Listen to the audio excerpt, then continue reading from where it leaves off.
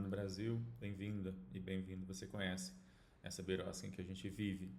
E hoje eu vou falar de dois casos de racismo, os dois que tiveram em repercussão na imprensa já agora, em janeiro de 2024, apesar de que um deles, na verdade, aconteceu um pouco mais tempo, mas agora veio a condenação.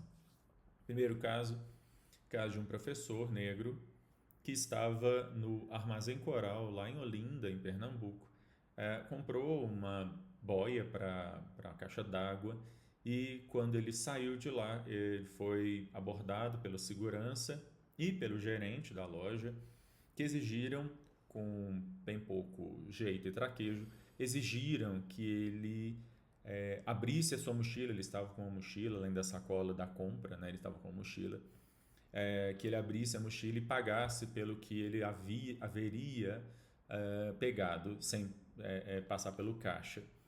E ele alegou a sua inocência o tempo todo, chamou outras pessoas que estavam também na loja, felizmente um casal e mais algumas outras pessoas o acompanharam para serem testemunhas de que ele abriu e que não havia nada dentro ali que não fosse obviamente dele, não havia nada ali da loja.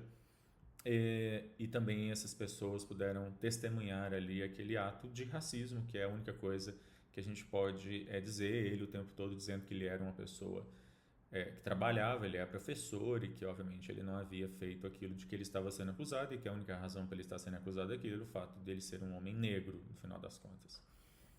Isso é algo, infelizmente, muito comum. Óbvio que eu, como homem branco, tenho muito pouco lugar de fala para falar isso, mas falo da minha condição de homem branco, de pessoa que pesquisa e lê sobre essas questões de racismo, e é algo absolutamente inaceitável que, infelizmente, várias amigas e amigos meus que são negros contam como sendo algo, infelizmente, muito corriqueiro na vida, nas vidas deles.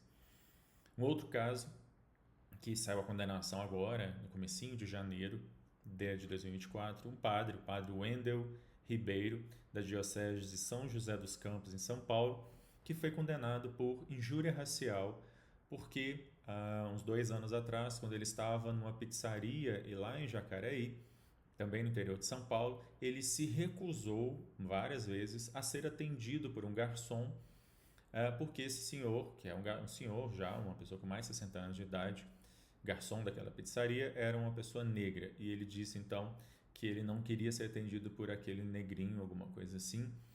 E aí ele então foi processado por injúria racial, ainda como ele cometeu o crime antes da alteração que a lei do racismo sofreu ano passado.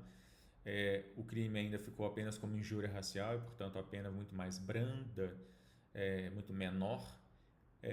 Mas felizmente, no sentido de aprendizado social, de aprendizado social no sentido de que toda a comunidade tenha notícia desse tipo de coisa, ele foi condenado, uma pena baixa, mas foi condenado, além, obviamente, de indenizações que provavelmente ele vai ter que pagar em razão desse ato de racismo, ao fim e ao cabo, nos termos em que, felizmente, a legislação hoje em dia fala. Não é a primeira vez que eu falo sobre racismo, na verdade eu tenho uma playlist aqui no YouTube sobre, aí também no podcast, sobre questões de racismo. Infelizmente isso é algo que se repete no Brasil 300 e tantos anos depois, ou 200, né, e pouco tantos anos depois da abolição da escravidão no Brasil, nós ainda convivemos com casos de racismo. É algo que a gente precisa efetivamente continuar lutando contra.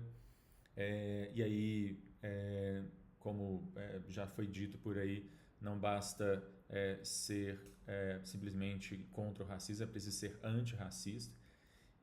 Essa é uma luta que é de todas e todos, mesmo de pessoas que não são negras, ou seja, todas e todos nós que não somos negros ou pardos precisamos continuar apoiando a luta contra o racismo no Brasil. Isso viola a Constituição, isso viola uma série de normas nacionais e internacionais, e eu só espero que eu não tenha mais que ficar falando aqui sobre novos casos de racismo, que a gente consiga superar esta, que certamente é uma das maiores marcas da sociedade brasileira, o darwinismo social, que somado a um racismo de matriz colorista marcam a forma como nós brasileiras e brasileiros nos compreendemos. Outro dia a gente pode falar sobre isso com mais detalhes, mas é isso. Eu vou ficando por aqui.